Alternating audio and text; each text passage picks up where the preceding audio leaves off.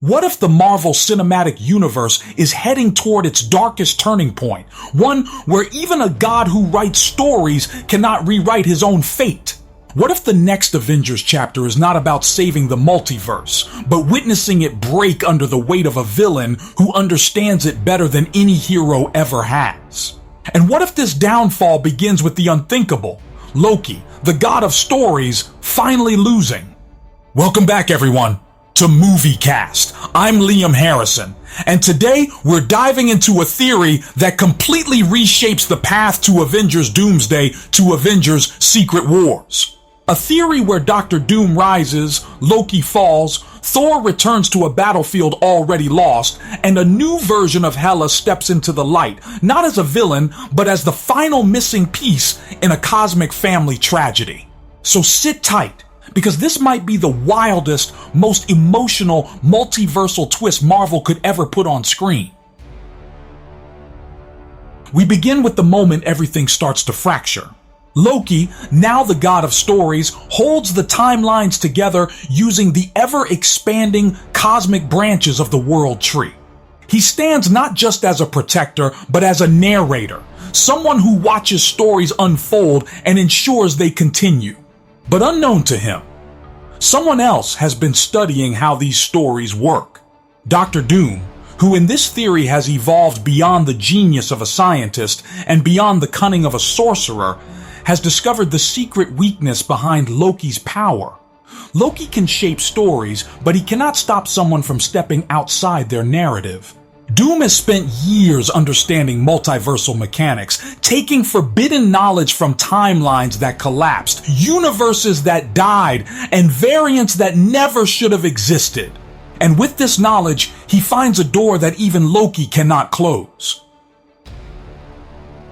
Midway through the film, Doom finally arrives at Loki's timeline throne, an intersection of infinite timelines converging into a single cosmic seed of creation.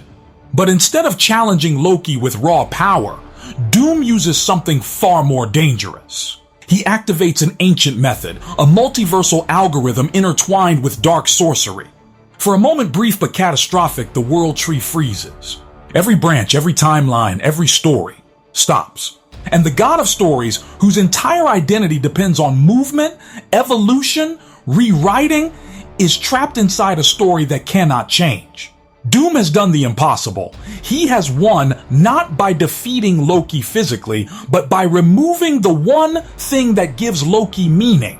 Loki becomes a prisoner in his own story, powerless, watching as Doom begins forging something monstrous out of the broken timelines.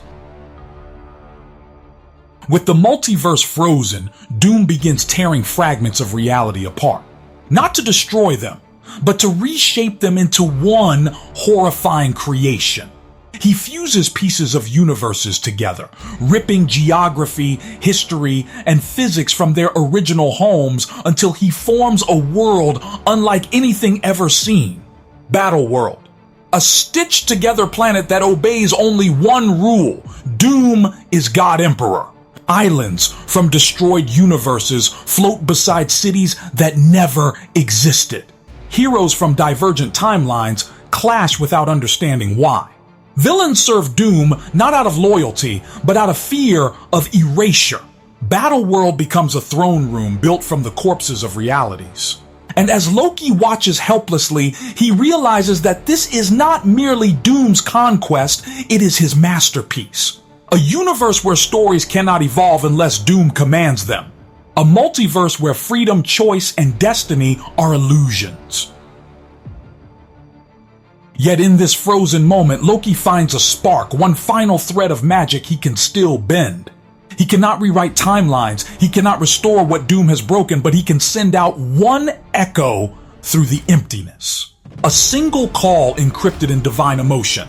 Not a message to an army, not a plea to the Avengers, but a whisper meant for only one being in all existence: Thor.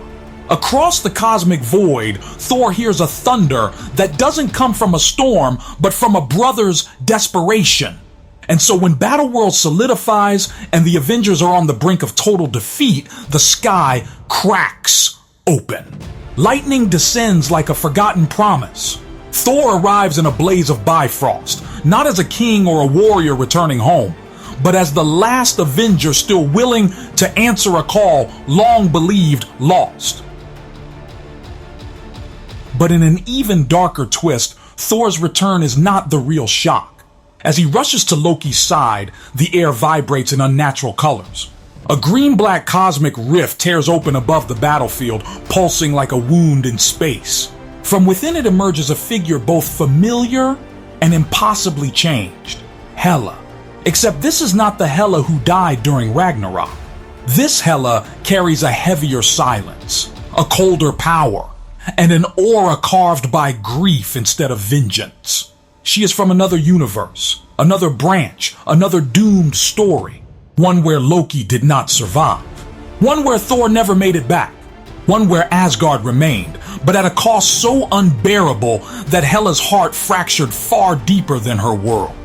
She steps onto Battleworld not as a conqueror, but as someone who has already lost everything. In her timeline, the collapse of realities claimed both of her brothers.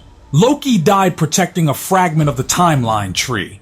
Thor died attempting to stop a multiversal implosion that consumed half of existence. Asgard endured, but nothing could fill the void left behind. Alone, grieving, and consumed by guilt, this Hela sought to understand the forces that had stolen her family.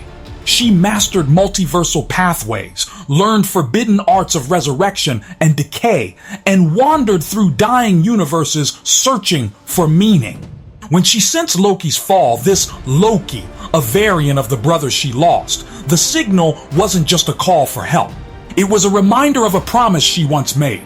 If the universe ever threatened her family again, she would stand between them and the end of all things. So she arrives not as a villain, not as a queen, but as a guardian, desperate to not lose yet another story she once ignored. And then comes one of the most emotionally charged moments Marvel could ever create. For the first time in any timeline, 3 Asgardian siblings stand together not as enemies, but as survivors.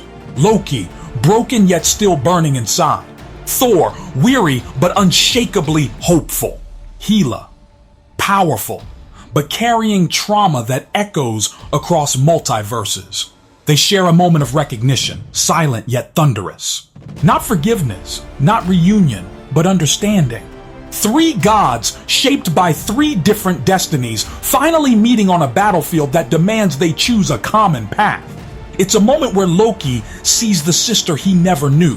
Thor sees the pain behind a face last associated with war, and Hela sees the brothers she lost, alive, fighting, refusing to surrender. For the first time, family becomes a weapon rather than a weakness. Together, they realize a devastating truth. Dr. Doom cannot be defeated with sheer strength. His power does not come from muscles or magic. It comes from understanding the rules of reality itself. Loki proposes that stories can be rewritten, but only from within the cracks Doom created. Thor believes hope must be reborn from chaos, becoming the heart of the resistance. And Hela, with her dominion over death, understands that sacrifice is the only currency that Doom has not yet mastered. Each sibling holds a piece of the answer, but none of them are enough alone. Their unity is not symbolic, it is strategic. Because the only way to break Battleworld is to challenge Doom not in combat, but in the architecture of existence he has built. As the film heads toward its climax, everything begins to unravel at once. Loki prepares to inject new stories into the frozen timelines. Thor rallies the remaining heroes, even variants torn from their homes, to fight for a world that no longer resembles their own. And Hela steps into the shadows of Battleworld, ready to bend the laws of death in ways forbidden even to cosmic beings. But just as the Avengers feel their momentum shifting, Doom unleashes a revelation that shatters hope once again. He has anticipated every rebellion, every rewrite, every sacrifice. Battleworld was not a fortress built in arrogance, it was engineered with foresight. Doom allows the siblings to unite because he wants to understand what gods of Asgard do when pushed into a corner. Their resistance is not a threat, it is data. And in that final moment, the audience realizes that Doom is not merely fighting a battle, he is crafting the next stage of his rule. The movie ends not with victory, but with dread. Doom still sits upon his throne, the god emperor of a world stitched together from infinite deaths. Loki, Thor, and Hela stand united for the first time, but they are staring at a battlefield that remains unwinnable. The multiverse remains fractured, timelines still frozen, and reality itself trembles under the weight of Doom's ambition. As the screen fades to black, a single line appears. The war for reality has just begun. It's the perfect bridge into Avengers Secret Wars, where the three siblings will be forced to choose which stories deserve to live, which must be sacrificed, and whether a family once broken can hold the universe together. Thank you so much for watching today's deep dive on MovieCast. If you enjoyed this theory and want more breakdowns like this, don't forget to like, share, and subscribe. And if you'd like to support the channel in a big way, you can drop a super thanks of $20. It really helps us keep creating these massive videos. Until next time, this is Liam Harrison signing off.